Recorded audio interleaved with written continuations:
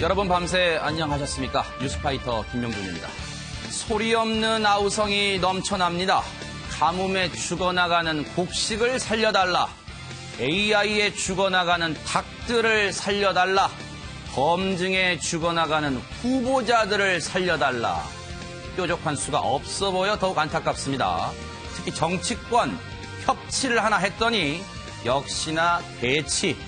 협치는커녕 염치 좀 있었으면 좋겠습니다. 6월 13일 화요일 뉴스파이터 본격적으로 시작해 보겠습니다. 먼저요.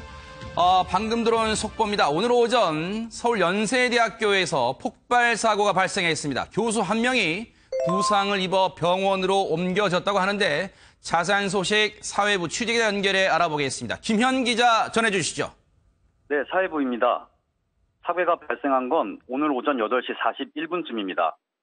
서울 연세대 1공학관 4층에서 택배함이 폭발한 것으로 알려졌습니다. 이 대학 김모 교수가 택배가 도착해 택배함을 열었는데 바로 폭발이 발생한 것으로 전해졌습니다. 김 교수는 팔에 화상을 입어 인근 병원으로 후송됐습니다. 특히 폭발물은 작은 나사들로 알려졌는데 이 때문에 테러 가능성도 제기되고 있습니다. 경찰은 경찰 특공대를 출동해 현장 주변의 출입을 통제하고 있습니다. 다시 한번 알려드리겠습니다. 택배 폭발 사고는 오늘 오전 8시 41분쯤입니다. 서울 연세대 1공학관 4층에서 택배함이 폭발한 것으로 알려졌습니다. 이 대학 김모 교수가 택배가 도착해 택배함을 열었는데 바로 폭발이 발생한 것으로 전해졌습니다. 김 교수는 팔에 화상을 입어 인근 병원으로 후송됐습니다. 특히 폭발물은 작은 나사들로 알려졌는데 이 때문에 테러 가능성도 제기되고 있습니다. 경찰은 경찰 특공대를 출동해 현장 주변의 출입을 통제하고 있습니다. 추가 소식이 들어오는 대로 바로 전해드리도록 하겠습니다. 지금까지 사회부에서 MBN 뉴스 김현입니다. 네, 사회부 김현 기자가 전해드린 대로 지금 연세대학교 학내에서 택배 폭발 사고가 일어났는데 지금 교수 한 명이 부상을 당했습니다. 병원으로 이송이 됐고 아직까지 이제 정확한 이 사고 원인을 조사를 해봐야겠습니다만 테러 가능성도 배제할 수 없다는 게 지금 김현 기자의 설명인데요. 오늘 뉴스파이터 네 분과 함께 일단 진행을 좀 해보도록 하겠습니다. 어서 오십시오. 안녕하세요. 네. 진 의원님, 이 얘기 잠깐 해볼까요? 이게 만약에요, 지금 우리 대한민국 사회가 물론 테러가 크고 작은 어떤 규모의 문제라기보다는 이 사안이 지금 테러라고 만약에 사인이 나온다면 이게 상당히 위중합니다. 그렇죠. 지금 보도된 내용을 봐서 우리가 추측한 데는 일단 테러의 가능성이 좀 높습니다. 네네. 왜냐하면 일단 우리가 뭐 인터넷이나 뭐 TV 뉴스에서 많이 보지만 이미 그 밥솥이나 도시락 안에 저런 뭐 나사 이런 걸 넣어가지고 테러하는 방법들은 이미 알려져 있고 네. 실제로 인터넷 들어가면 구체적으로 어떻게 하는지까지도 알 수 있다는 이야기가 있습니다. 그런가요? 그렇다 그러면 네. 사실 우리나라가 다른 나라에 비하면 테러가 굉장히 안전한 나라입니다. 그나마, 그럼에도 네네. 불구하고 네네. 이런 일이 벌어졌다는 거는 역시 대한민국도 이제는 뭐 IS를 포함해서 이런 테러 대상국에서 이제 예외일 수 없다. 아하. 그리고 또 하나는 이제 우리 국회에서도 테러 방지법 같은 걸 통과시켰는데 네네. 국정원이 북한에 대한 것도 있지만 앞으로는 테러 방지에 대해서 상당히 이제 주의를 해야겠다. 아하. 그러니까 오늘 저 사건은요 앞으로 모방 범죄가 일어날 수도 있고 아하. 굉장히 중요한 단서가 될 것 같습니다. 네. 백 변호사님. 네. 경찰이 여러 가지 수사 기법이 있겠습니다만은 이 택배를 처음 발신한 사람, 보낸 사람을 쉽게 좀 찾아낼 수 있을까요? 그러니까 일단은 택배 배달 경위부터 이제 확인을 해봐야겠죠. 그게 네네. 이제 순서입니다. 그래서 어디에서 이게 물건이 왔는지를 확인을 해야 네네. 목적을 알 수 있는 거고요. 그게 이제 본인의 뭐 개인적 원한 때문에 그걸 보낸 건지 아니면 아하. 특정 다수에게 뭐 위해를 가하기 위해서 보낸 건지 그 부분을 확인을 해봐야 되는 거고요. 네네. 그 부분을 첫 번째로 아마도 조사를 하게 될 겁니다. 근데 지금 이 폭발물 안에 이제 뭐 나사 같은 게 많이 튀어나왔다고 그러니까요. 하더라고요. 그러면 이제 아무래도 이거는 뭐 사제로 만든 폭발물일 가능성이 굉장히 높은 거거든요. 네. 요즘에 인터넷 같은 데 보면 사실 사제 폭탄을 만드는 게 다 공공연하게 나와 있단 말이에요. 아유, 그 부분에 세상에. 대해서 많이 거르고 필터링을 한다고 하지만 네네. 그 부분을 완벽하게 차단하기는 힘들거든요. 네. 우리나라 사이트가 아닌 경우는 더더욱 그렇습니다. 네. 그래서 그런 부분에 대해서도 좀 계속 감시 모니터링을 좀 해야 될 것 같고요. 네. 조금 전에 진 의원님 말씀하셨던 것처럼 우리나라가 다른 나라에 비해서 굉장히 안전한 나라라고 인식이 돼 있지만 그렇죠, 네. 그렇다고 이런 부분이 절대 일어나지 않는 나라는 아닙니다. 그러니까 이런 부분에 대해서도 경찰도 그렇고 좀 전에 말씀하셨던 국정원도 그렇고 좀 확인을 해볼 필요가 있다 그러네요. 생각이 드네요. 지금 이제 경찰이 자세한 이 사고 경위 그리고 이 택배 아마 발신지를 추적하는데 수사력을 집중할 것으로 보이는데요. 더 자세한 소식이 들어오는 대로 취재 기자를 연결해 보도록 하겠습니다. 자, 이제 본격적으로 저희가 준비했던 내용을 다뤄보도록 할 텐데 오랜만에 국정농단 사건 재판 얘기를 먼저 해보도록 하겠습니다. 어제 MBN 뉴스 8시간에 단독으로 보도해낸 내용인데 국정농단 수사의 핵심이었던 이른바 안종범 전 수석의 수첩, 그동안 56건의 수첩이 발견됐었다. 이를 토대로 국정농단 사건의 수사가 속도를 냈었다. 이런 보도가 있었는데 추가로요. 7건이 더 입수가 됐습니다. 검찰에요. 진 의원님. 예. 이 수첩이라면 더 이 속도에 더 급물살 탈 수 있다. 좀 이렇게 보여집니다. 그러니까 그 전에 안종범 전 수석의 수첩이 네. 어쨌든 스모킹 건이라고 이야기했는데 네. 그 중에서도 가장 중요한 기관 그러니까 삼성이 그러니까 독일에 있는 현지 최순실의 법인에 돈을 송금하기 시작하고 아하. 그다음에 K재단, 미르재단이 막 이제 만들어지기 직전 무렵에 수첩은 없었습니다. 아. 그런데 이번에 발견된 7건은 그중 그러니까 2015년 9월쯤에 작성한 수첩이라는 겁니다. 아하. 그러니까 저는 이게 왜 이제 와서 확인됐는지 이것도 네. 일단 궁금하고 아하. 그건 뭐 검찰서에서 나오겠죠. 네. 그렇지만 이게 만약에 나오게 되면 박근혜 전 대통령이나 최순실 씨의 어쨌든 뇌물 관련 혐의를 입증하는 데는 굉장히 중요한 자료가 될 것이다. 뭐 아하. 우리가 앞으로 이제 토론하겠지만 네. 여기서 이상화라는 이름이 나왔다는 것이고 네. 또 하나는 박근혜 전 대통령의 뇌물 관련 혐의를 입증하는데 어쨌든 안종범 씨의 이 수첩, 새로 발견된 수첩은 상당히 중요한 역할을 할 것으로 관측됩니다. 백 변호사님, 이 네. 추가로 입수된 7건의 안전수석의 수첩, 검찰이 어떤 자기 능력으로 이 입수를 하게 된 겁니까? 어떤 경위로 지금 입수가 되는 이제 겁니까? 안종범 수석의 수첩이 총 56건이었죠. 네. 이제 시간대별로 쭉 연결이 될 거 아니에요. 아하. 근데 쉽게 말해서 날짜가 비는 겁니다. 중간에. 아. 이 날짜가 비니까 그리고 그 날짜가 빈 게 조금 전에 진 의원님 말씀하셨던 것처럼 이번 뇌물 사건에서 굉장히 중요한 시점에 날짜가 비는 거예요. 아하. 2015년 9월입니다. 말씀하셨던 것처럼 삼성이 독일의 최순실 현지법인에 81만 유로를 보냈던 시점이에요. 아, 그래요? 그 시점에 딱 날짜가 비니까 이제 그 안종범 수석의 보좌관이었죠. 이미 제출 36건을 했던 그 보좌관을 다시 추궁을 합니다. 아하. 그럼 나머지 더 있지. 이렇게 추궁을 하니까 그 과정에서 7건이 더 나온 거고요. 아하. 그 나온 7건을 보다 보니까 네. 지금 박 전 대통령이 지금까지 주장했던 거와 정반대의 내용들, 네. 반대의 사실들이 이것도 역시 또 스모킹건으로 작용할 가능성이 높은 아하. 그런 증거들이 튀어나오고 있는 겁니다. 네. 이종훈 평론가님, 어제 MBN이 단독으로 보도해드린 내용 보니까 그 수첩 7건을 꼼꼼히 검찰에 들여다보니까 이 눈에 익은 이름이 등장하는데 이상화라는 이름이 등장했다고 합니다. 이 사람 대체 누굽니까? 그러니까 KB 그 하나은행, 네. 그러니까 그 프랑크푸르트 지점장, 아하. 그리고 최순실의 독일 관련한 여러 가지 뭐 일종의 자금 관리를 한 뭐 금고직이란 말도 있잖아요. 금고직으로 네. 알려지기도 했던 바로 그 인물이고, 아하. 그러니까 이 메모가 전달되고 난 그 다음 날부터 네. 삼성이 비덱코리아, 비덱 쪽으로 네. 그러니까 자금이 넘어가는 과정들이 시작이 된다는 거죠. 네. 그래서 이게 굉장히 중요한 겁니다. 아하. 그러니까 이게 왜 이제 나왔냐 하는 것은 네. 우리가 합리적으로 추정을 해보면 이런 네네. 거죠. 그러니까 그 김모 보좌관 그 사람 입장에서도 안종범 전 수석하고 뭔가 이렇게 교류가 있었는지는 모르겠으나 이게 굉장히 민감하다라고 생각했기 때문에 끝까지 감추고 싶었던 거죠. 아. 예. 네네. 그런데 이제 더 이상 감출 수 없는 상황이 되니까 네. 이제 이 검찰의 추궁에 의해서 결국은 공개를 하게 된 것으로 네. 봐야 된다. 그러면 아하. 그 안에는 그만큼 민감한 내용이 들어가 있을 가능성이 굉장히 높은 거죠. 네. 그러니까 시기적으로도 2015년 7월 달에 7월 25일 날 박근혜 대통령하고 그 삼성의 이재용 부회장이 그 만난 거 네. 아닙니까? 그리고 이제 그 무렵에 이제 삼성물산하고 이제 제일모직의 그 합병 과정이 이제 진행이 되는 거고. 네. 자, 그러니까 그거를 해준 대가로 이제 그 이후에 네. 그러니까 일종의 뇌물을 이제 공유하는 그런 과정에 아하. 대한 내용이 사실은 이 시기에 집중적으로 기록이 돼 있을 가능성이 네. 굉장히 높은 거죠. 아하.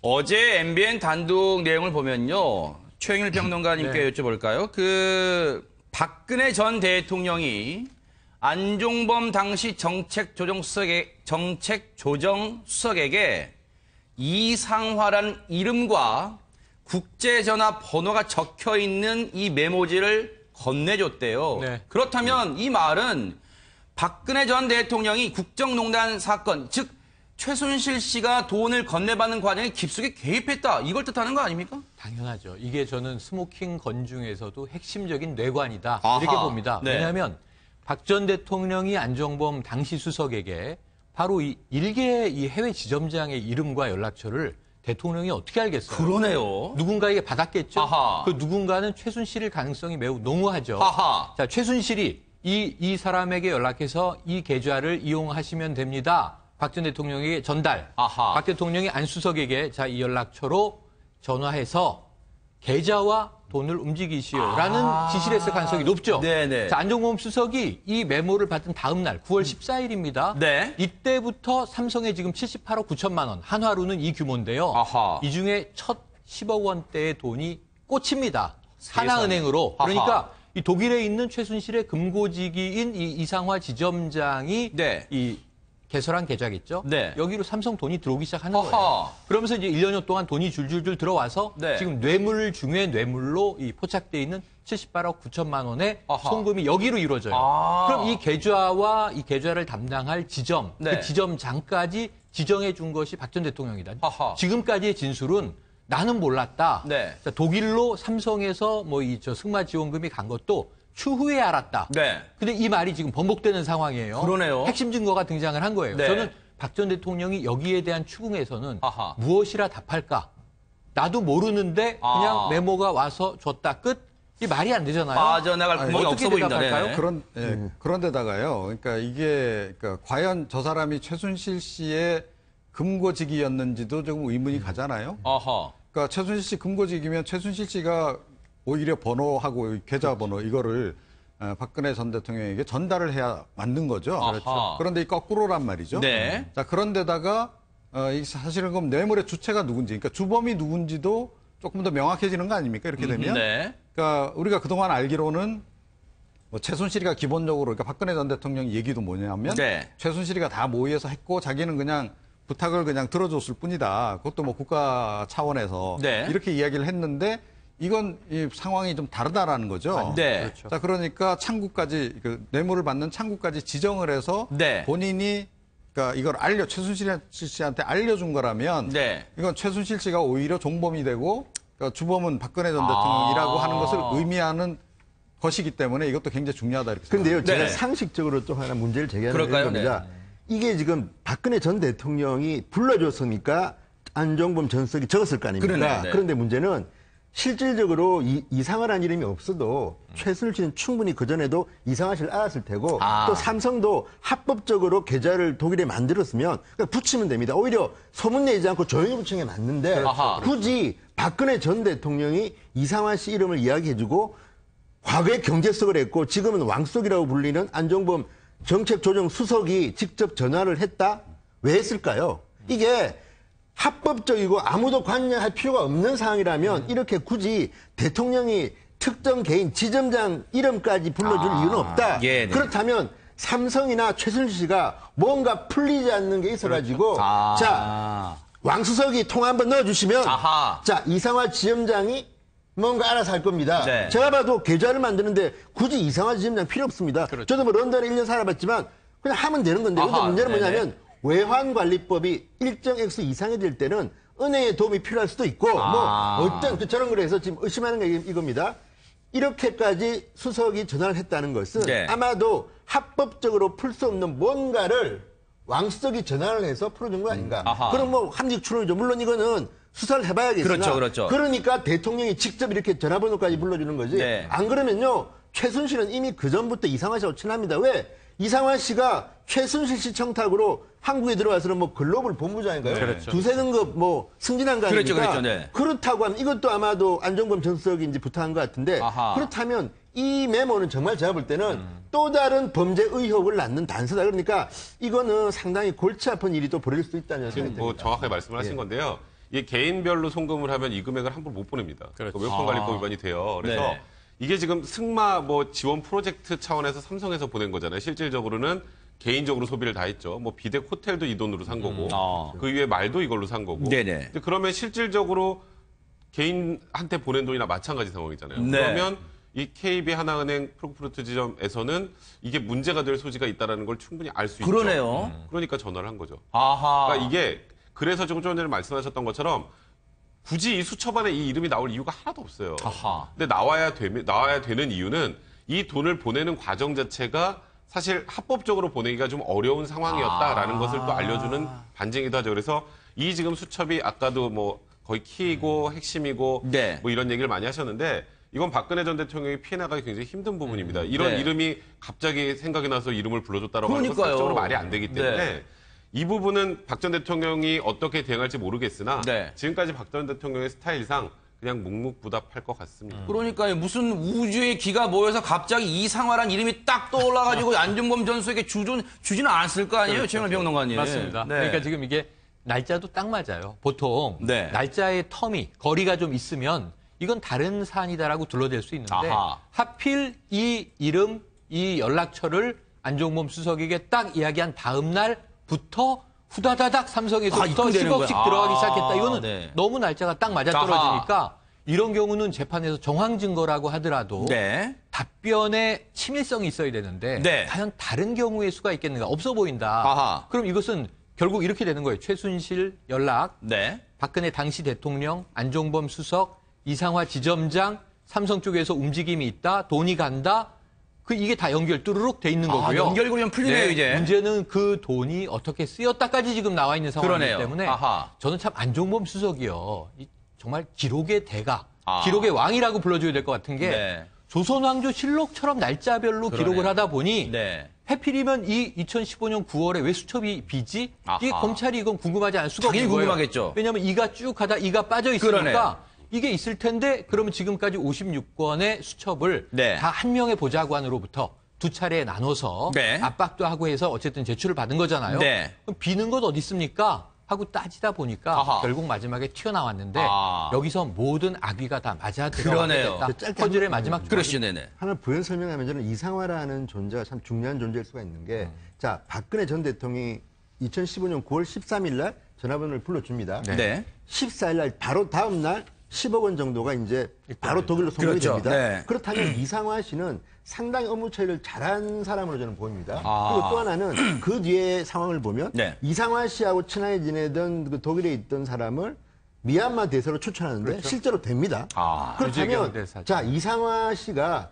최순실 씨의 동거에 상당히 중요한 역할을 했다고 하면 뭔가 비밀을 쥐고 있는 사람 아니겠습니까? 네네. 그렇다면 그러니까 한국에 와서도 두 단계, 세 단계 승진을 하는 것이고 네네. 그러면 이거는 제가 볼 때는 여기 변호사님 계시지만 뇌물수수까지는 아닐지 모르지만 뭔가 해주고 자기도 뭔가를 받기 시작하잖아요. 대가성. 아하. 대가성. 아하. 그렇다면 이것도 이상화 씨도 지금 어떤 상태인지는 제가 모르겠으나 네. 수사해야 될 필요가 있지 않나. 근데 이상화 씨 같은 경우는 일단 공무원이 아니기 때문에 뇌물죄 주체는 안 되고요. 아. 만약에 돈을 추가로 받은 게 있다면 본인의 업무와 관련해서 받은 건 이제 배임수재죄 정도가 네. 될 텐데. 자리라든지. 그러니까 이제 돈을 직접 받은 게 없는 상황에서는 그 부분은 좀 부당하긴 하지만 아. 법적으로 문제되기는 좀 쉽지 않다. 네. 근데 제가 여기서 조금 그러시죠. 더 나가 볼 필요는 있다라고 생각이 되는 것이, 그러니까 지금 딱 이상화 그 당시 지점장 그 전화번호만 이제 나와 있단 말이죠. 공개가 됐어요, 이번에. 네.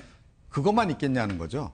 아. 그러니까 그 9월 달이라고 하는 시기가 제가 보기에는 이 뇌물이 집중적으로 오고 간 네. 시기라고 봐야 된다는 거죠. 네. 그렇다면 삼성 관계자 이름도 등장할 가능성이 높고 네. 그 업무 수첩에 굉장히 많을 거다. 그런데 지금 일부만 지금 공개돼 나온 게 아닌가라고 하는 합리적인 추정을 좀 해보고요. 네. 이게 전모가 드러난다 그러면 사실은 이번에 그 결정적으로 사실은 박근혜 전 대통령 관련해서 혐의 입증이 좀 가장 힘든 부분이 뇌물죄 부분인데 네. 이 부분이 완벽하게 거의 해결될 가능성이 높지 않나 이렇게 생각을 합니다. 네. 자, 네. 이게 하나 더 심각한 게 뭐냐면 그러시죠, 네. 지금 재판을 보시면 박 전 대통령 뇌물죄가 제일 크죠. 18개 혐의 중에. 최순실 사건이 병합돼 있죠. 여기 별도로 지금 아주 중요한 게 이재용 삼성 부회장인데 그러네요. 이재용 부회장이 지금 심각하게 됐습니다. 이 이상화 전화번호를 받고 안종범 수석이 전화를 2통 했을 거 아니에요. 최소한. 네. 하나는 이상화에게 전화를 했을 거예요. 자, 자금 관련해서 이렇게 처리해 주시오. 또 하나는 삼성에 연락을 했으니까 돈이 다음날 꽂힌 그러겠네요. 거잖아요. 아하. 이걸 뭐 최순실이 했겠습니까? 이상화 지점장이 자 지금 뭐 청와대에서 연락이 왔는데 삼성에서 돈을 송금하셔야 됩니다 했겠습니까? 아하. 안종범 수석이 대통령을 대행해서 삼성에 연락했을 가능성이 큰데 네. 바로 요 시기에 삼성에 연락했을 때 이때는 지금 재단이 설립되던 과정이에요. 그렇죠. 그럼 이런 상황인데 물론 이제 기업 간의 관계로 이제 이 변형을 해놨죠. 계약서를 쓰면서 뭐 컨설팅 계약 등. 네네. 그런데 이 삼성 누구에게 안종범 수석이 연락을 어느 시점에 했느냐? 아. 그럼 10억을 왜 삼성은 그때 이 송금을 했느냐? 네. 이게 이 확인되게 되면 지금 삼성이 걸려 있는 뇌물 혐의. 삼성은 지금 강요받았다이긴 한데 네. 이 부분에서 이재용 부회장도 상당히 좀 치명적일 수 있는 증거가 네. 자발적으로 터진 거 아닌가 싶습니다. 지금 사실 문재인 정부가요, 이 국정농단 사건을 사실상 재수사라고 지시했기 때문에 검찰도 이번 사안을 그냥 허투루 넘길 수는 없을 거란 말이에요. 그렇죠. 자, 이런 가운데 최순실 씨가 어제 재판 과정에서 이런 말을 했답니다. 백 변호사님, 네. 뼈와 허리가 안 좋았는데 아직도 아프다.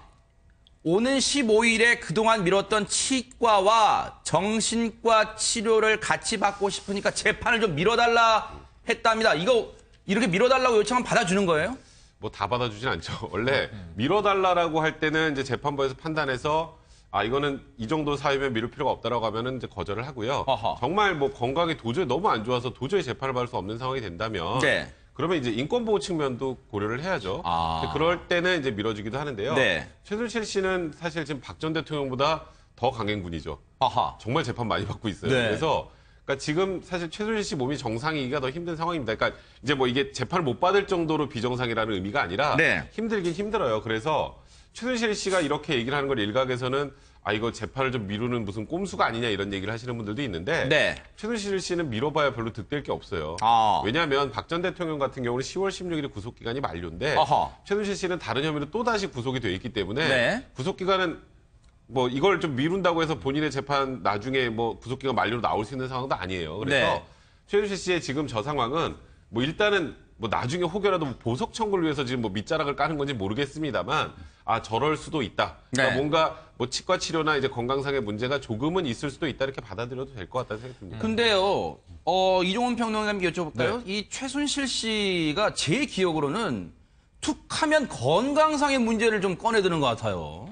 그러니까 그 최순실 씨가 그동안 보인 여러 가지 언행들을 이제 바탕으로 우리가 이제 추론을 할 수밖에 없는데 네. 그러니까 저게 과연 이제 정말로 아파서 저런 건지 아하. 일단 의심을 하게 되잖아요. 그러네요. 기본적으로. 네. 그죠?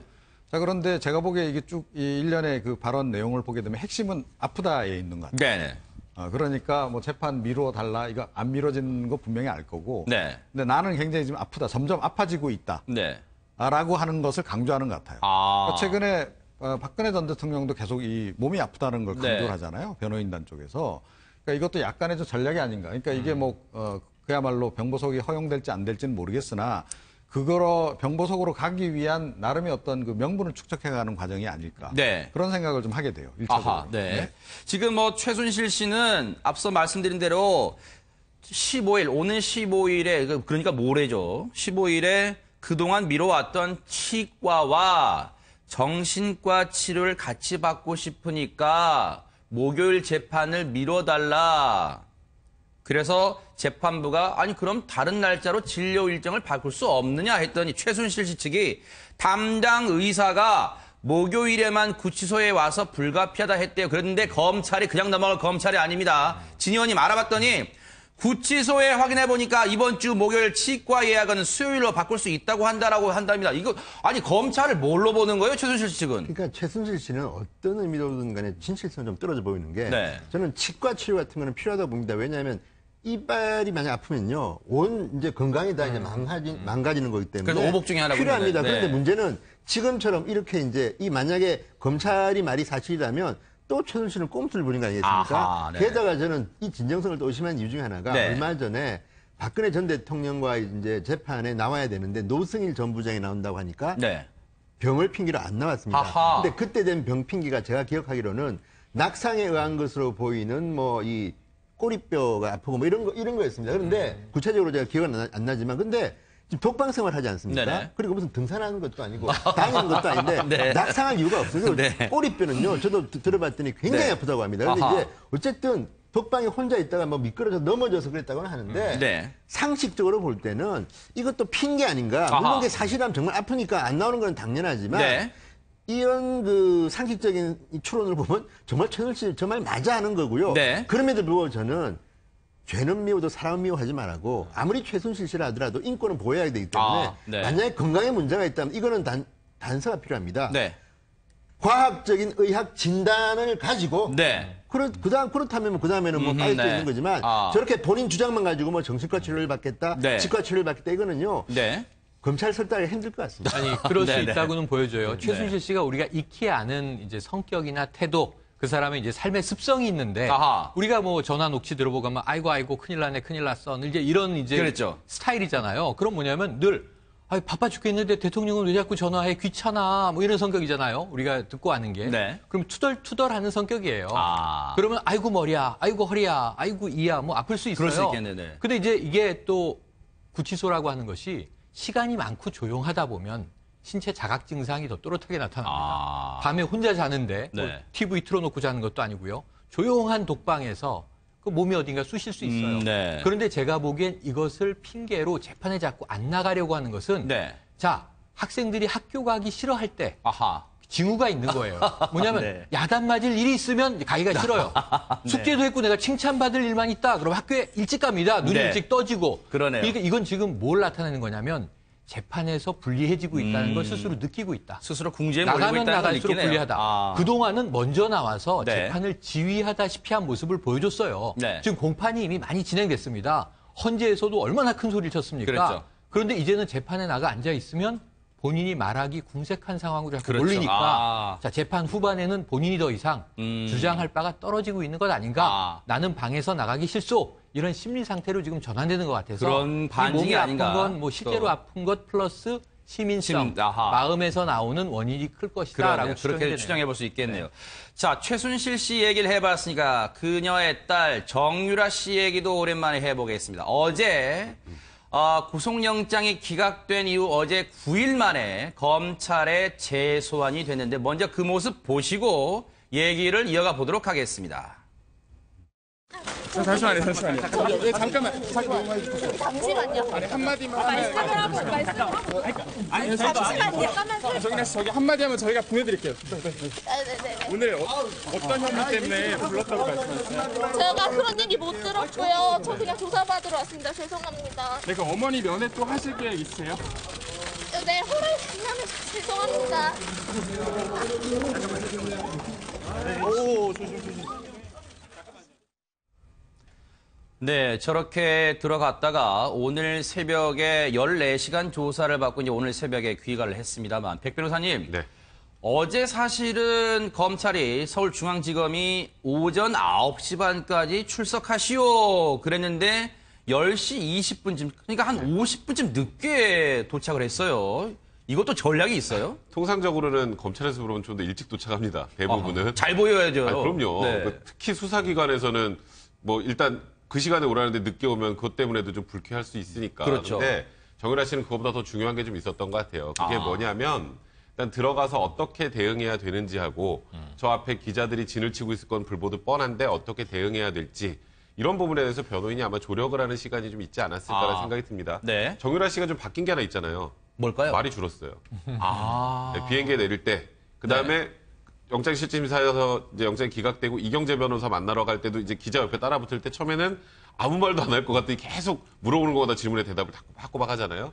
그렇게 계속 대답을 하다 보면 무언가 이게 좀 소위 말해서 대중들한테 팍 꽂히는 것들이 생깁니다. 그러니까 법적으로 유불리를 떠나서 네. 정유라는 지금 더 중요한 건 법적 처벌도 처벌이지만 국민들로부터 약간 밉상 이미지가 생겼잖아요. 굉장히 처음부터 네. 뭐 돈도 실력이다부터 시작해서 이 국정농단을 일으킨 장본인이기도 하고요. 네. 이제 그래서 말을 많이 할수록 무언가 실수할 가능성이 높으니 최대한 말을 아껴라라고 얘기를 한 것 같고요. 그래서 들어갈 때 딱 두 마디 하잖아요. 그죠? 원래 그전 같았으면 저기서 저 정도 기자 있었으면 한 30분 하고 들어갔었을 거예요. 네. 그리고 또 끝나고 새벽에 나올 때 아무 얘기도 하지 않잖아요. 이제 그런 것들이 이제 변호인이 그런 정도의 이제 조언을 좀 하고 그 조언에 따라서 정유라가 조금 태도를 바꾼 게 아닌가 네. 그런 생각이 듭니다. 백 변호사님의 분석이 적중했을까요? 오늘 새벽에 정유라 씨가 14시간의 조사를 마치고 귀가하는데 기자들이 또 달라붙었겠죠. 이런저런 질문을 했는데 어떤 모습이었는지 한번 보시고 오겠습니다.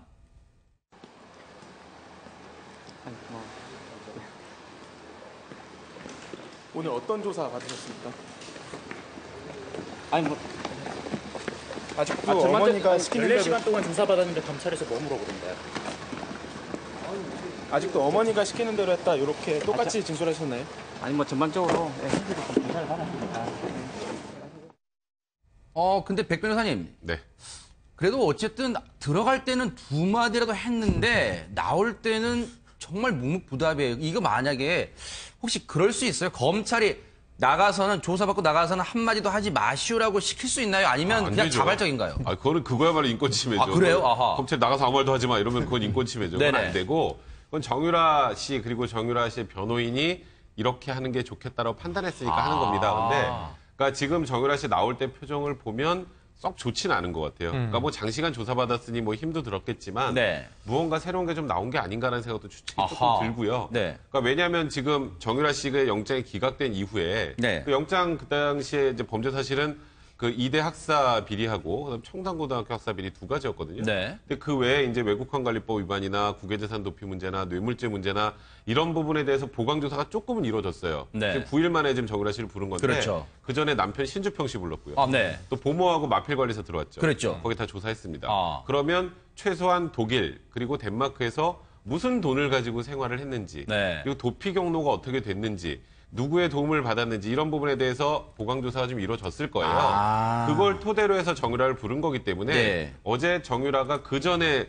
검찰에 들어가서 귀국하자마자 조사를 받은 것과는 조금 다른 내용의 조사를 받았을 가능성이 있다. 그러니까 나와서 저렇게 아무 말도 안 하는 게 아닐까 이렇게 네. 추측해 볼 수 있을 것 같아요. 제가 볼 때는요. 그러시죠. 네네. 일단 정유라가 한국으로 들어온 거는 검찰이 당한 겁니다. 검찰이 예상 못했는데 들어오니까 검찰이 당해서 하다가 구속영장 기각된 걸로 보이는데 네. 이번에 정유라가 검찰한테 소환당하는 건요. 제가 볼 때는 그렇습니다. 조금 더 있다가 소환할 거라고 아마 정유라 측은 생각했을 가능성이 높습니다. 왜? 네. 일단 영장이 기각됐고 또 이제 검찰이 지금 뭐 덴마크와 협조하는 것도 그렇고 시간이 좀 필요한데 네. 근데 불렀습니다. 그러니까 저렇게 1시간 가까이 늦게 나온 것 같고요. 또 하나는 최근에 이제 마필 관리사나 이런 사람도 있지만 네. 그 장모 씨라고 그러니까 과거에 이제 그 최순실이가 경영하던 커피숍 그러니까 테스타로사의 예. 직원이었다가 아하, 네네. 어떻게 해서 노승일 전 부장 후임으로 네네. 독일로 날아가가지고 이제 이 코아 스포츠와 비덱 스포츠 이 회계를 담당하던 예, 장모 기억나네요. 씨가 네. 있습니다. 네네. 장모 씨가 얼마 전에 법정에서 이런 일이 드러냈습니다. 이거는 노승일 전 부장도 몰랐던 내용인데 자 정유라의 남자친구 남편이었던 전 남편도 직원으로 채용해서 월급을 준 거 아닙니까? 그까지는 정언했는데 정유라와 최순실이 월급 받은 거는 몰랐던 것 같습니다. 노승일 전 부장은. 그랬는데 이 장모 씨 정언에 따르면 정유라는 900만 원 내지 1000만 원 정도의 월급을 받았고 허허. 정유라 씨도 한 600만 원 정도의 월급을 받았다는 겁니다. 네. 이 회사 돈으로. 네. 그러면 삼성이 보내준 거 아닙니까? 네. 뭘 하라고? 대한승마협회의 어떤 그 승마 관련 컨설팅 컴퍼니로서 하라고 줬더니 그 돈으로 정유라의 무슨 아기 침대 사고 뭐 고양이 아이고. 개 이거 뒷바라지하고 이건 다 나왔지만 네. 심지어는 월급까지 준 겁니다. 정유라. 네. 그러니까 정유라가 승마 선수인데 네. 컨설팅 컴퍼니에서 뭘 했는지는 모르지만 네. 아마 대주주일 겁니다. 그런데 네. 그러면 이것도 수사를 한다 뭔가 나올 테고 네. 그래서 저는 정유라 씨의 들어갈 때 표정과 나올 때 표정을 보면 느끼는 네. 게 아마도 검찰이 나름대로 어느 정도의 단서를 갖다 물어본 것 같습니다. 그래서 네. 당황했을 테고 또 하나는 대한민국 검찰 스타일상 불렀죠? 이제 앞으로 자주 부릅니다. 스타일이. 그러니까 정유라 씨는 굉장히 얼굴이 굳었을 테고 네. 변호사들도 이제 본인들이 준비한 거 말고 뭔가 플러스 알파를 물었으니까 저렇게 얼굴이 굳은 표정으로 나온 것 같고요. 네. 당분간 저는 정유라는 말수를 줄일 것 같습니다. 아하. 네. 이종훈 평론가님. 그러니까 조금 전에 말씀하신 이 부분이 굉장히 중요한 부분이거든요. 그러니까 최순실이 왜 저렇게 열심히 삼성 돈을 끌어오기 위해서 애를 썼습니까? 그러니까 그 모든 자금의 최종 귀착지는 결국 정유라잖아요. 네. 정유라 뒷바라지하기 위해서 다 한 거란 말이죠. 그러네요. 자, 그리고 해외 도피 자금 도피를 한 것도 다 마찬가지고 모든 유산도 최종적으로 귀착이 되는 것은 정유라란 말이죠. 자, 그러면 독일의 유령 회사를 설립을 하고 뭐 여러 가지 자금 관리를 했다라고 한다면, 그러니까 해외 자산을 도피를 했다 그러면 그것도 결국은 최종적으로는 정유라에게 돌아가는 것을 염두에 두고 그림을 다 그리지 않았겠어요. 네. 자, 그 부분과 관련한 단서들이 지금 나오기 시작했다라고 생각을 해요. 네. 이 장모 씨라고 지금 이제 말씀하신 이 사람이 사실은 국내에서 최순실 씨의 모든 자금 관리를 하는 장모 씨가 있잖아요. 네. 그 아들로 제가 알고 있거든요. 아하, 네. 자, 그렇기 때문에 장모 이 부자들은 아마 이 부자 입장에서는 이 사람들은 어차피 자금 관리를 하는 사람이기 때문에 고지고대로 이야기할 가능성이 굉장히 높습니다. 네. 자, 그래서 이제 아마 숨기기가 좀 힘든 부분에 대해서는 공개를 이제 할 수밖에 없는 상황이 네. 됐기 때문에 이제 급여가 나갔다라는 얘기까지는 나왔을 거라고 보거든요. 네. 자, 그렇다면 그거를 역으로 추론해서 쭉 간다고 한다면, 그러니까 해외에 나가 있는 도피 자금의 전모가 사실은 이번 기회에 드러날 가능성이 굉장히 높아졌고, 네. 거기에 공식적으로 정유라가 여기저기에 뭐 이름이 등재가 돼 있을 가능성이 굉장히 높지 네네. 않나. 그러니까 뭐 이렇게 아무래도 증여세라든가 뭐 이런 세금 같은 것도 회피하기 위해서라도 그랬을 가능성이 굉장히 높다라고 보거든요. 네. 그러면 이건 어찌됐건 공식적으로 그렇게 되면 법적으로는 책임져야 될 부분들이 막 생기는 거 아니에요. 네. 정유라 입장에서도. 그런 부분들이 지금 포착돼 나오는 과정이 아닌가 이렇게 생각합니다. 이거 하나 짚어볼까요? 최영일 평론가님. 네. 지난 9일에 정유라 씨가 자신의 어머니인 최순실 씨와 상봉을 시도했지만 불발됐어요. 네. 그런데 여전히 정유라 씨는 엄마 좀 만나게 해달라고 지금 면회를 호소하고 있대요. 네. 그 배경을 뭘까요? 그러니까 어차피 안 만나게 해줄 것은 잘 알고 있습니다. 아하. 또 본인이 모르면 변호인은 너무 잘 알고 있죠. 공범 관계고 아무리 모녀지간이지만 네. 만나서 뭔가 수신호로라도 미세한 이제 뭐 이 암호를 모녀가 맞췄을 때 아하. 수사에 차질이 발생할 수 있어요. 그러네요. 만나게 해줬다가 나중에 검찰이 크게 이제 이거 뒤집어 쓸 수 있습니다. 네. 그래서 이제 당연히 교정 당국도 허하지 않았고 아. 검찰 입장에서도 못 만나게 할 텐데 네. 그걸 알면서도 찾아가는 것. 지금 우리가 본 저 장면은 다 연출된 거죠. 그럼 뭘 연출한 네. 거냐? 네. 모녀의 상봉도 막느냐? 아. 인권 침해 당하고 있다. 네. 이게 최순실이 3족을 멸하겠다고 했습니다. 뭐 그렇죠. 3대를 특검이네, 멸하겠다고 그랬죠. 이거 네. 같은 맥락입니다. 아. 그러니까 어머니니까 당연히 뵈야죠. 딸로서 이런 얘기를 네. 해요. 아하. 갑자기 효녀 코스프레를 해요. 네. 덴마크에서 잡혔을 때만 해도 엄마하고 사이 안 좋아요. 네. 아빠는 왜 안 봅니까? 생물학적 아버지 이런 얘기를 하는 정유라예요. 네. 그런데 갑자기 심청이가 됐어요. 왜냐? 동정 여론을 모아야 되는 상황이 된 네네. 겁니다. 그러니까 이게 뭐 성동격서 여러 가지로 지금 움직이고 있는 분주한 정황인데 네. 그럼에도 불구하고 이제 국민 여론은 싸늘하고 그렇죠. 별 도움이 되지는 않을 것이다. 네. 다만 이제 검찰이 자금의 흐름을 수사하기 시작했다는 게 매우 중요한 거예요. 네. 그러니까 11시간을 기내에 있는데도 굳이 일찍 체포를 해서 네. 우리는 검찰이 확실한 뭔가 쥐고 있다. 구속은 반드시 된다. 그리고 구속 기각 국민들이 다 황망한 상황이 됐는데 네. 알고 보니 들어간 게 이제 학사 관련한 비리에서 네. 업무방해죄 이건 네. 뻔한 거고 엄마가 다 했어요. 그럼 어쩔 수 없는 거고요. 네. 공무상 뭐 위계에 의한 공무집행 방해 이건 네. 청남고 시절이니까 뭐 미성년자 시절이고 본인은 별 관계가 없을 수도 있고 네. 외국환관리법 위반이 만약 들어갔다 하더라도 이게 이 징역이 없는 그냥 네. 벌금으로 내려지는 이 처벌이라고 하니 네. 구속까지 시킬 필요는 없는 것이죠. 아하. 이게 지금 이제서야 범죄 수익 은닉에 대해서 수사가 시작된 것으로 보여지는데 네. 이 대목에서는 이제 정유라도 상당히 긴장을 한 것 같아요. 네. 근데 정유라- 제가 하나 그러시죠. 네, 말씀드리면요. 네, 하시죠. 지금 이제 정유라 씨의 새로운 혐의들이 포착되면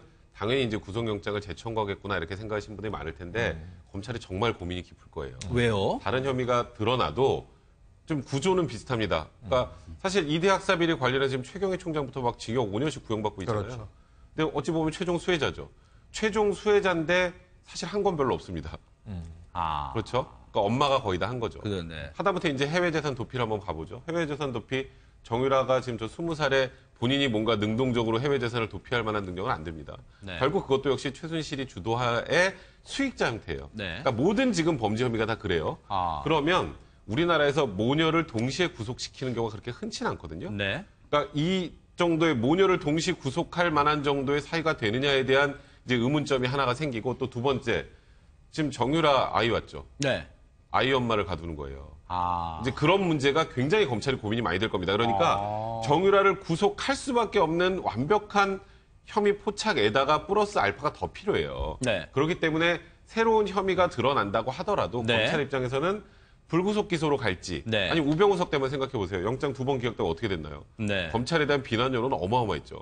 그러니까 차라리 검찰이 그냥 지금 네. 정유라 관련해서 이런 여러 가지 혐의를 더 포착했지만 네. 뭐 이런 상황에서 일단 불구속으로 가는 게 이런 상황으로 불구속 가는 게 낫다라고 판단해서 불구속한다라고 할 수도 있다. 네. 그러니까 지금 뭐 이게 구속영장을 재청구하지 않는다고 해서 검찰을 비난해서는 안 된다 이런 얘기를 먼저 좀 드려야 될 것 같네요. 지금 속보가 들어왔습니다. 조금 전에 진성호 의원님이 말씀하신 대로 딱 그대로입니다. 앞으로 검찰이 정유라 씨를 자주 부를 것이다 했는데 지금요 속보가 들어와 있습니다. 검찰이 오늘 오후 1시 반에 정유라 씨를 다시 부른다는 속보가 들어와 있습니다. 지금 진 의원님. 예. 정유라 씨 측에게 준비할 시간을 주지 않겠다. 어떤 허를 찌르는 작전일까요? 그러니까 저도 백 변호사님 말씀처럼 이제 구속시키느냐 마느냐는 별 의미가 없다고 봅니다. 그리고 굳이 이제 갓 20을 넘긴 사람을 뭐 구속한다는 게 의미 있겠냐. 그렇지만 지금 검찰은 상당히 많은 혐의를 뭔가를 차연했다고 저는 봅니다. 아하, 네. 그리고 어차피 대한민국 법치주의는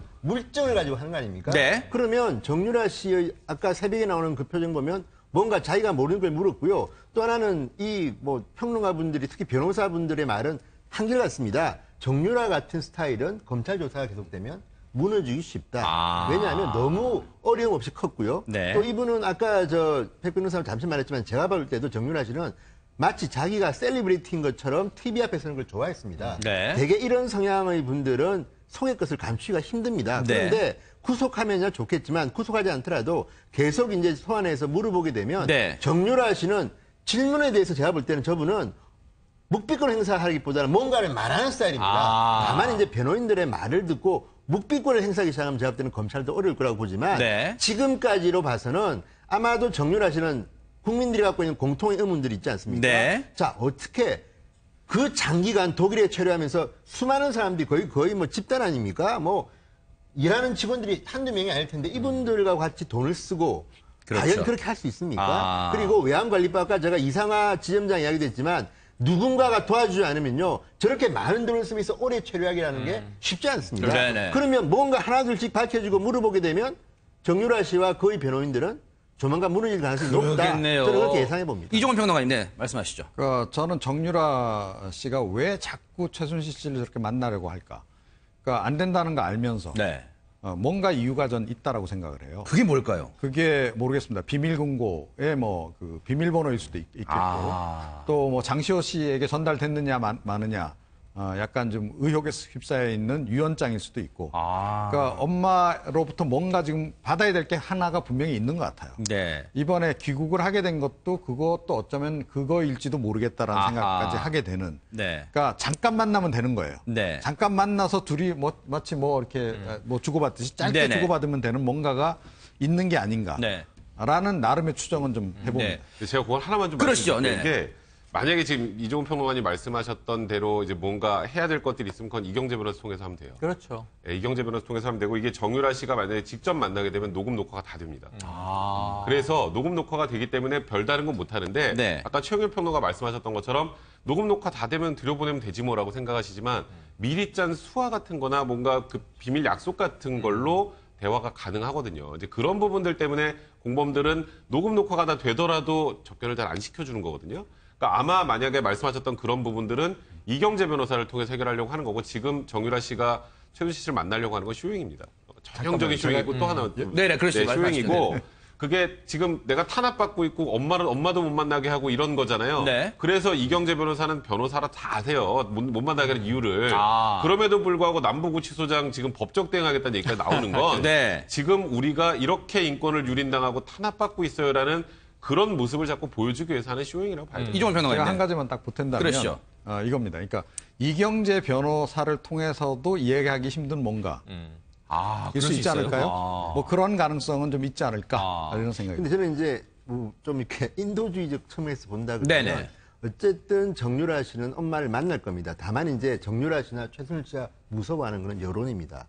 워낙 정유라에 대해서는 여론이 안 좋으니까. 그렇죠. 그런데 지금 이제 그 방법은 하나 있습니다. 최순실은 워낙 재판정에 자주 나오니까 네. 최순실이 재판정에 나오는 날 방청석에 앉아서 어머니 보면 됩니다. 대개 보면요. 저게 뭐 수신호든 뭐든 뭐 말을 하고 안 하고가 중요한 게 아니라 엄마 딸 사이 아닙니까? 네네. 그리고 이 모녀 관계는 굉장히 복잡한 드라마틱한 사이입니다. 그렇다면 그래도 엄마가 정유라가 한국에 왔다는데 얼굴은 한번 보고 싶을 테고 또 엄마를 갖다가 정유라가 만약에 보고 웃음을 띈다면 아마 최순실 씨는 심적으로 굉장히 안정이 될 거기 때문에 네. 우리는 뭐 죄를 미워하긴 하지만 네. 이 모녀지간이라는 혈육 관계는 보고 싶어하는 것까지 우리가 한번 맡기는 그렇고 아. 그래서 언젠가 저는 정유라 씨가 여론을 봐가지고 재판정에 가서 방청석에서 네. 엄마한테 손 한번 흔들어주고 나 괜찮아 정도 하고 최순실 씨도 아마 웃고 간 그 정도의 만남은 조만간 이루어질 것 같다는 생각이 네. 듭니다. 앞서 이제 장시호 씨 얘기가 잠시 나왔는데 정유라 씨에게는 이제 사촌 언니가 되겠죠. 이 장시호 씨가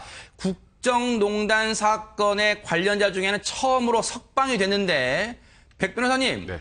그동안 검찰 특검에 어떻게 보면 조사에 협조한 대가라고 할까요? 그걸 톡톡히 누리고 있다면서요, 지금. 뭐 이걸 대가라고 표현하기까지는 좀 그렇지만 죄송합니다. 네, 대가라고 그러니까 그렇지만 장시호 씨가 뭐 검찰과 특검에 엄청나게 도움을 준 건 사실이죠. 지금 말씀하셨던 것처럼 제2의 태블릿 PC를 갖다 주기도 하고 특검이나 검찰이 도저히 알 수 없는 것들을 진술을 통해 술술술 얘기도 하기도 네. 하고 그다음에 자기가 눈으로 보고 기억했던 거를 또 얘기해서 최순실 씨를 굉장히 곤란하게 만들기도 하고 네. 도움을 많이 준 건 사실인데 지금 뭐 아들도 만난 모습도 네, 보여요. 지금 딱 아들에게. 보면 야 그래도 장시호 씨가 그 특검과 검찰 많이 도와줘서 1호로 석방됐네라고 생각하시는데 장시호 씨가 석방될 수밖에 없는 이유는 있어요. 왜요? 다른 혐의가 더 없어서요. 아. 구속 기간이 만료됐기 때문에 네. 6개월이 만료됐기 때문에 통상적으로 지금 이 국정농단 사범들 정호성 비서관 포함해서 김종 차관이나 다들 구속 기간 만료됐는데 다시 갇혀 있죠. 네. 그 갇혀 있는 이유는 이제 검찰이 이런 국정농단 사범들 재판이 장기화되고 기소 시기가 다 제각각인 경우에는 통일적으로 결론이 나와야 된단 말이에요. 그래서 지금 박 전 대통령의 재판이 끝날 때까지 선고를 미뤄야 되는데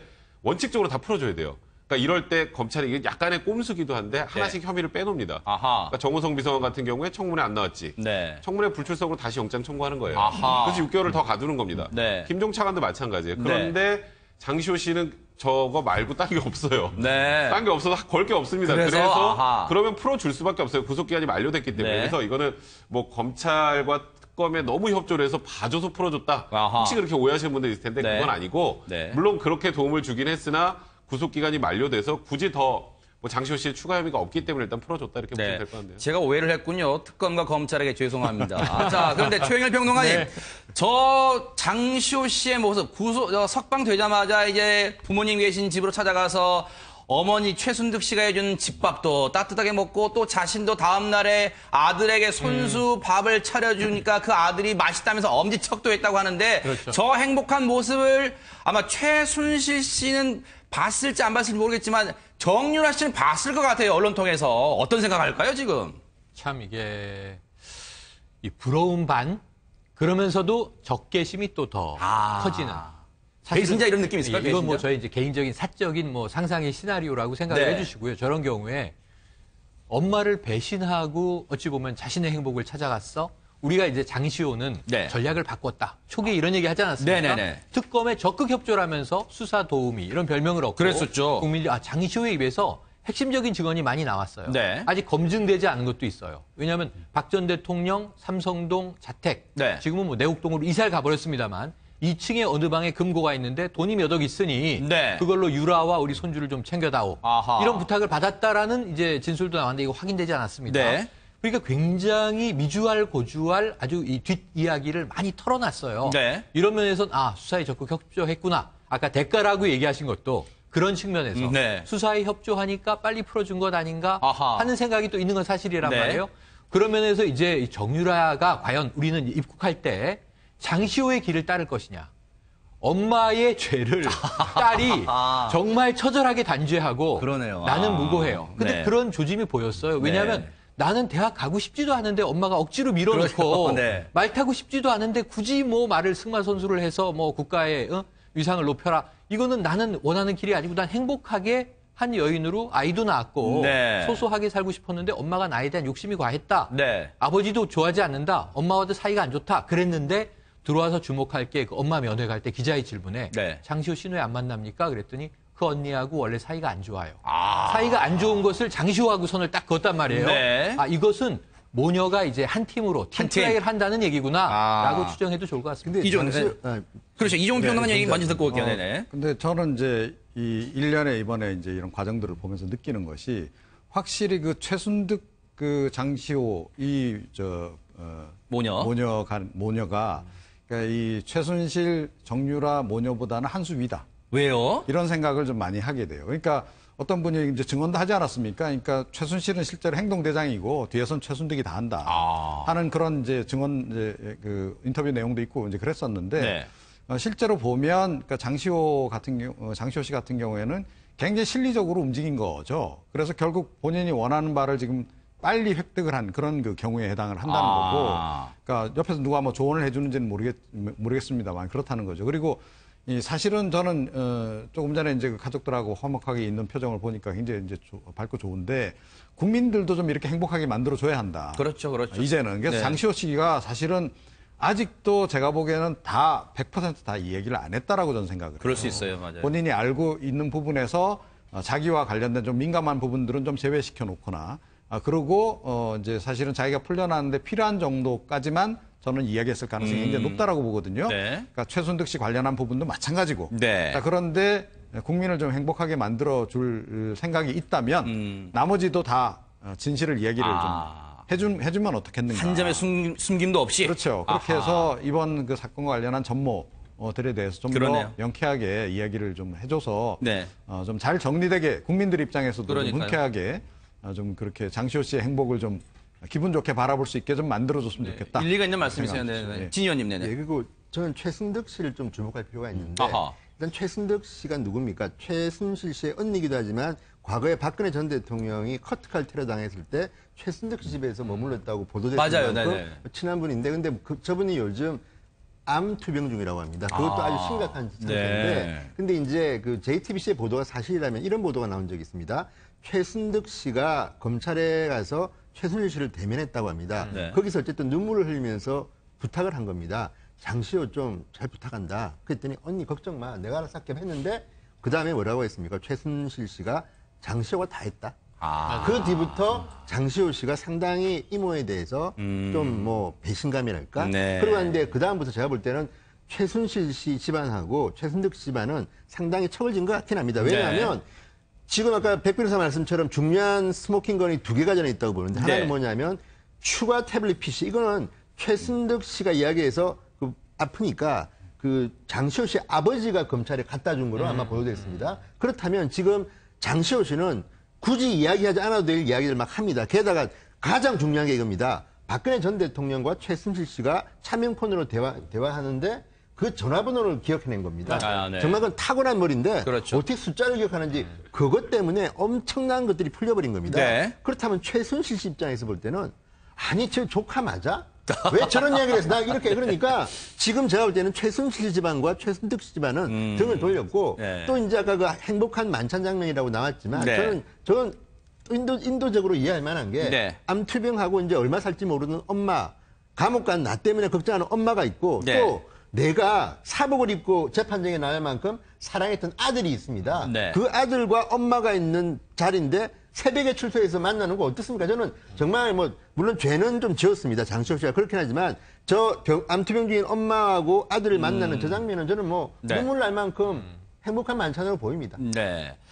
어쨌든 장시호 씨는 아까 제가 뭐 발언 중에 대가라고 했지만 대가가 아니랍니다. 네. 당연히 이제 저게 혐의가 하나밖에 없어서 풀려났다고 하는데 자 일단 장시호 씨의 모습을 최순실과 정유라는 부러워할 것 같기도 합니다. 자 분위기를 바꿔보겠습니다. 문재인 대통령이 어제 국회를 직접 찾아가서 일자리 추경 관련 시정연설을 했는데 백 변호사님께 한번 여쭤볼까요? 애초 이제 언론들이 전망하기로는 문재인 대통령의 이 추경 시정연설의 이 2가지 관전 포인트, 일자리 추경을 빨리 통과시켜달라, 거기에다가 지금 강경화 외교장관 후보자 등 좀 이런 지금 인사청문회 통과하지 못한 사람들 좀 빨리 좀 인준해달라, 이 2가지 목적이 있었던 것 같은데 2가지 다 어땠습니까? 실패했습니까? 성공했습니까? 사실 인사청문회 관련해서는 꺼내지도 않으셨어요. 네, 관련해서는 이제 뭐 강경화 후보자의 강짜 얘기도 하지 않았고. 그래요? 그러니까 일단 우회적으로 이제 국정수행을 원활하게 할 수 있게 좀 잘 도와달라 정도 얘기를 했던 것 같고요. 추경에 관련해서 어제 처음으로 뭐 프레젠테이션까지 하면서 대통령이 굉장히 일단 뭐 추경에 관련된 그런 시정연설은 잘했다라고 생각은 하고 있으나 네. 야당의 협조를 구하는 것, 특히 자유한국당의 협조를 구하는 건 아직도 요원하구나 이런 생각이 들었던 게 네. 어제 일단 저희 시정연설하기 전에 그 국회에 가서 일단 미리 정세균 국회의장하고 야당 대표들 좀 만나려고 했잖아요. 네. 근데 거기에도 이제 정우택 자유한국당 원내대표 나오지 않았거든요. 네. 그러니까 지금 일단 뭐 자유한국당 입장에서는 단 하나도 지금 받아들이기 힘들다라는 입장이기 때문에 네. 문재인 대통령이 일단 야당과의 협치를 강조하면서 지금 무언가 막힌 지금 좀 이 혀를 좀 뚫고 싶어 하곤 있으나 네. 그게 그렇게 녹록해 보이진 그러네요. 않는다. 뭐 이렇게 보입니다. 네. 어제 이 백 변호사님 설명처럼 강경화 외교장관 후보자의 강자도 꺼내지 않았다는데 관련해서 문재인 대통령과 야당 대표들의 얘기 듣고 다시 돌아오겠습니다. 그렇게 국회하고 긴밀하게 소통하고 협조하겠다는 그 자세는 제가 끝까지 가져가겠습니다. 그래도 함께 해주시기를. 네, 지금까지 임명된 장관 11명 중에 9명이 이 선거와 관련이 있거나 직접 관련이 있는 사람들이어서 천하의 인재를 골고루 써주시고 너무 아는 사람 위주로 쓰지 말아달라는 요청은 했습니다. 오늘 지금 분위기가 별로 좋지가 않습니다. 네, 분명히 아침에 저는 여기를 참석하려고 했는데 갑자기 지금 3당 원내대표가 모여서 추경을 심사를 합의를 봤다고 하는 것은 그것은 저희 제1야당에 대한 정치적 도의가 아니라고 저는 이렇게 생각을 합니다. 이종훈 평론가님께 여쭤볼까요? 지금 사실 지금의 형국을 딱 한마디로 줄이면 강경화 장관 후보자 이 문제가 하나 풀리면 다른 건 순차적으로 다 풀릴 수 있는 형국 같다는 생각도 듭니다, 지금. 그러니까요. 네. 그러니까 야3당은 강경화 후보자의 강자만 듣기를 기대했는데 아하. 그 강자를 딱 생략을 해버린 거 아닙니까? 네. 그죠? 그리고 인사청문회 관련해 협조 요청을 했지만 그 티타임에 두루뭉실하게만 이제 얘기를 네. 했다는 거죠. 저는 문재인 대통령이 지금 이래도 야3당이 결국은 끌려올 거다라는 생각을 하는 것 같아요. 그러니까 지금 여론 워낙 압도적인 지지를 지금 받고 있고 네네. 강경화 후보자에 대한 뭐 여론조사 결과도 최근에 나오지만 국민들 대다수는 뭐 그냥 통과시켜도 뭐 무방하다라는 정도의 반응이 네. 나오고 있는 상황에서 네. 뭐 결국은 좀 뭐 야3등들 다 해봐야 사실은 요즘 뭐 지지율도 별로 안 나오잖아요. 그러니까 뭐 그런 지지율 가지고 뭐 얼마나 버티겠느냐 이런 네. 생각을 지금 가지고 있는 것 같은데 네. 그런데 이게 좀 그 쥐도 끝까지 마지막까지 몰리면 돌아서서 무는 거 아닙니까? 그러네요. 자, 지금 거의 자유한국당이 지금 그런 처지로까지 지금 몰려버린 상황이 아닌가 네. 이렇게 생각을 해요. 아하. 자, 그런데 이거를 어떻게 됐던 풀어내지 않으면 네. 문재인 대통령이 당장은 지금 큰 어려움이 없으나 점점 더 이렇게 외통수로 몰릴 가능성이 굉장히 높습니다. 네. 자, 그런 지점들을 좀 빨리 좀 계산을 해서 전략적인 좀 전환을 좀 해야 될 시점이 아닌가. 아하. 전 개인적으로 그렇게 생각하는데 네. 오늘 사실은 뭐 이제 상임위원단, 국회 상임위원단하고 오찬이 있잖아요. 오늘도 만약에 강경화 후보자의 강자도 안 나온다면 아마 분위기가 의외로 좀 험악하게 돌아갈 수도 있다 이렇게 생각합니다. 네. 지금 어제 있었던 일자리 추경 관련 시정연설 이모저모를 좀 짚어보고 있습니다만 최영일 평론가님. 네. 어제 이 본회의장에 문재인 대통령이 들어설 때 물론 중앙 통로 쪽으로 왔습니다만 네. 여야 의원들이 일제히 기립을 했단 말이에요. 네.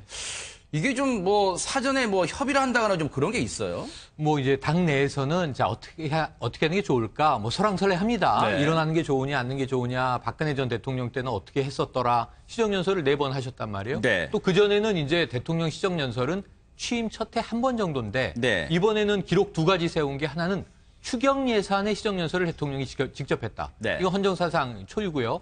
대통령이 취임한 지 34일 만에 국회에서 시정연설을 했다. 최단기, 가장 아하. 짧은 시간에 이제 국회를 찾아서 네. 시정연설을 직접 한 거고요. 네. 그런 또 이 상황에서 의원들은 어떻게 대처하는 게 좋을까라는 이야기를 했는데 제가 보기에는 야3당도 자, 국민들이 지켜보고 있으니 또 지지율이 좋으니 최소한의 예의는 우리가 지키는 것이 좋겠다. 그래서 이 사실 정우택 원내대표가 일종의 보이콧이라고 우리가 요즘 부르지 않습니까? 네. 차담회에는 참석하지 않았으나 본회의장에는 또 착석을 했어요. 네. 대통령이 입장할 때 다 일어났고 대통령이 또 퇴장할 때 모두 다 일어났습니다. 이건 네. 뭐 여야의 차이는 없어요.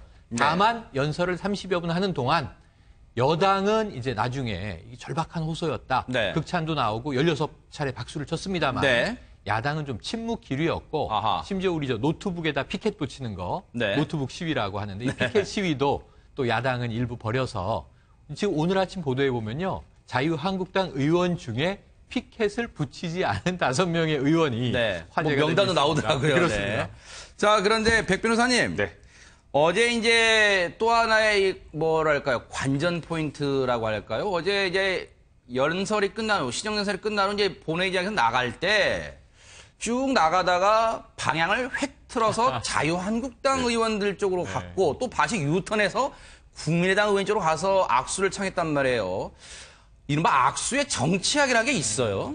그러니까 일단 지금 가장 좀 도움을 많이 받고 싶은 곳, 그러니까 자유한국당이 조금 좀 이렇게 돌아와줘서 어떻게든 협조를 해주기를 바라는 마음이 아닐까. 그러니까 일단 그쪽을 먼저 가는 게 맞았던 것 같고요. 네. 그러니까 자유한국당 의원들 중에 일부는 뭐 악수를 다 하고 또 김진태 의원 같은 경우는 쌩하게 뭐 아예 쳐다도 안 보고 네. 악수도 전혀 뭐 응하지 않고 뭐 그런 네. 의원들도 있었고요. 그리고 이렇게 순차적으로 돌아가면서 중진 의원들하고 악수를 하는 건 나는 이렇게 당신네 당들과도 협조를 할 준비, 같이 협치하고자 하는 준비가 이렇게 돼 있는 사람이다. 이런 이미지를 보여주는 거기 때문에 네. 사실 저는 굉장히 저런 모습은 저게 진위건 진위가 아니건 간에 네. 국민들 입장에서는 좀 보기 좋은 장면일 수 있거든요. 근데 네. 지금 나경원 의원 같은 경우 다가오셔가지고 직접 악수를 그래요? 하는 뭐 그런 모습도 보여주는데 네. 저는 뭐 김진태 의원을 비판할 생각은 없습니다만 네. 저런 자리에서 굳이 뭐 대통령 얼굴도 쳐다보지 않고 쌩할 필요가 있을까? 속은 싫더라도 일어나서 네. 악수 정도는 할 수 있지 않을까? 그런 부분은 좀 아쉽네요. 네. 방금 화면도 나왔습니다만은 사실상 이 언론 기자들이 볼 때는요. 가장 오래 손을 잡고 있었던 사람이 제1야당이죠. 이 정우택 원내대표였답니다. 이 정우택 원내대표 얘기 한번 듣고 진 의원님 얘기로 한번 넘어가 보도록 하겠습니다.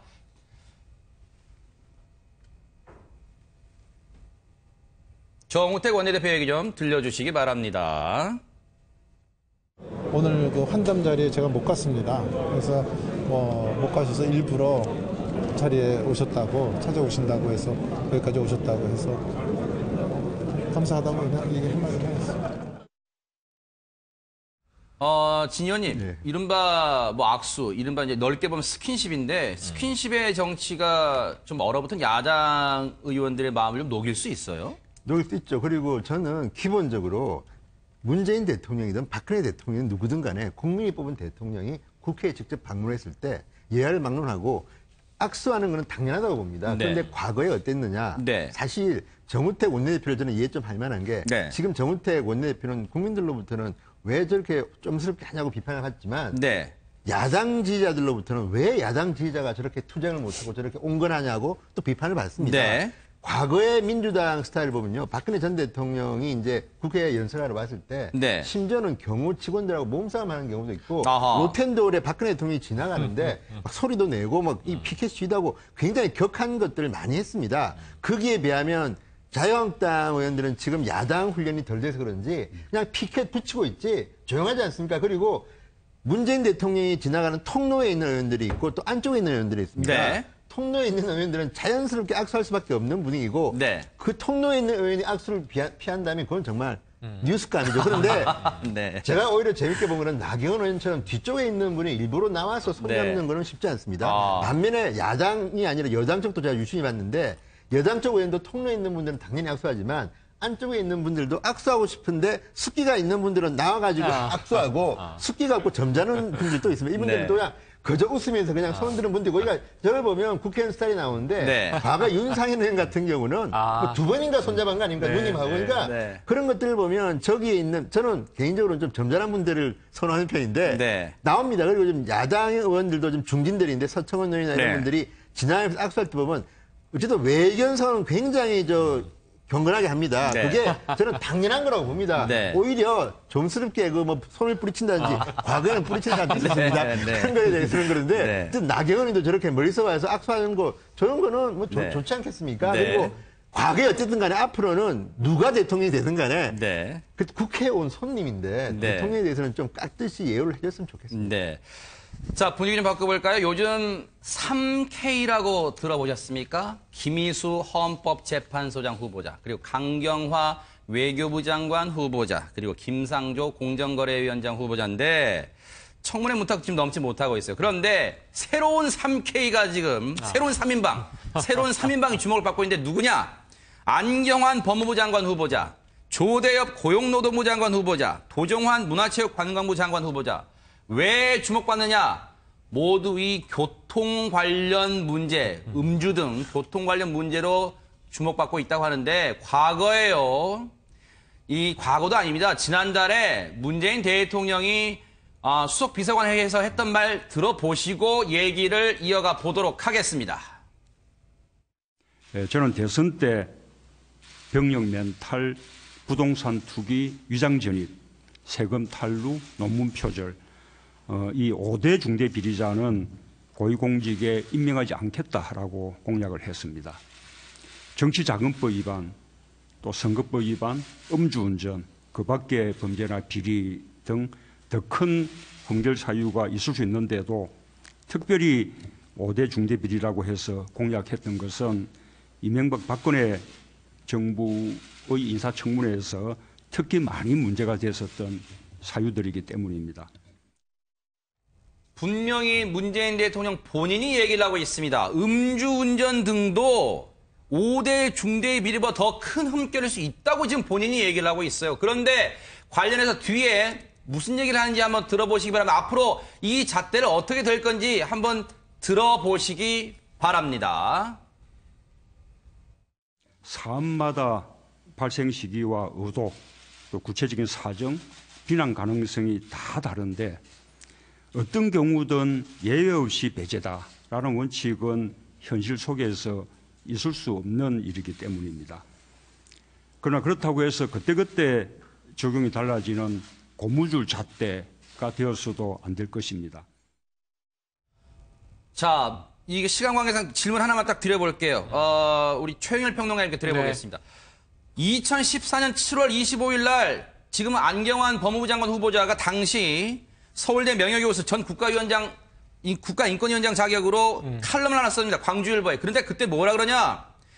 자기가 만약 자신에 대해서 음주운전 얘기를 썼는데 네. 운이 좋아서 몇 차례 음주운전이 걸리지 않은 적이 있대요. 아니 그러면 앞서 문재인 대통령이 고무줄 잣대 적용하지 않겠다고 했는데 이거 자진해서 자기가 고사해야 됐어야 되는 거 아니야? 이런 지적도 나올 만합니다 지금. 뭐 그래 나오고 있죠 이미. 네. 나오고 있는 상황입니다. 우리가 흔히 얘기를 하죠. 셀프 고백. 요즘은 네. 이런 유행어가 생겼는데 뭐 우리 젊을 때는 자진납세, 네. 스스로 자백하라 이런 얘기를 했었는데 사실 과거 칼럼에서 그런 사례를 자백한 거예요. 네. 저 때만 해도 이제 정권 교체가 되고 네. 법무부 장관 후보가 될 거라는 생각은 아예 안 하셨던 것 같습니다. 네. 지금 조국 민정수석도 마찬가지예요. 네. 과거에는 이 진보적인 제야학자였을 때는 당시에 이제 보수 정권을 향해서 네.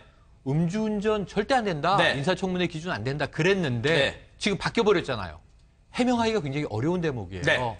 역지사지를 했었어야 하는데 아하. 저거 지금 피해가는데 상당한 네. 논란이 예상됩니다. 알겠습니다. 자, 앞서 이 처음 부분에 얘기했던 연대 택배 폭발 사건, 폭발 사고요. 지금 추가적인 소식이 들어왔는데 김현 기자 전해주시죠. 네, 사고가 발생한 건 오늘 오전 8시 41분쯤입니다. 서울 연세대학교 1공학관 4층에서 폭발이 있었는데 이 대학 김모 교수가 연구실 출입문에 걸려있던 쇼핑백 안에 상자를 열자 폭발이 발생한 것으로 전해졌습니다. 김 교수는 현재 가슴과 목에 화상을 입어 인근 병원으로 후송됐습니다. 특히 상자 안의 폭발물은 작은 나사들로 알려졌는데 이 때문에 테러 가능성도 제기되고 있는 상황입니다. 경찰은 경찰 특공대를 출동해 현장 주변의 출입을 통제하고 있습니다. 다시 한번 전해드리겠습니다. 폭발 사고는 오늘 오전 8시 41분쯤에 발생했습니다. 연세대학교 1공학관 4층에서 폭발이 발생했는데 김모 교수가 연구실 출입문에 걸려있던 쇼핑백 안에 상자를 열자 폭발이 발생한 것으로 전해졌습니다. 김 교수는 현재 가슴과 목에 화상을 입고 병원으로 옮겨진 상태입니다. 경찰은 경찰 특공대를 출동해 현장 주변을 통제하고 있습니다. 추가 소식이 들어오는 대로 전해드리도록 하겠습니다. 지금까지 사회부에서 MBN 뉴스 김현입니다. 네. 이 소식은 오후 뉴스 시간에 더 자세히 전해드리겠습니다. 자, 퀴즈로 마무리해 보도록 하겠습니다. 선거가 끝나면 오르는 두 가지는 뭘까요? 힌트입니다. 하나는 금방 내려오는데 다른 하나는 절대 내려오지 않습니다. 정답은 첫째, 신임 대통령 지지율. 둘째는 물가랍니다. 뉴스파이터 여기서 마치겠습니다. 함께해 주신 여러분 고맙습니다.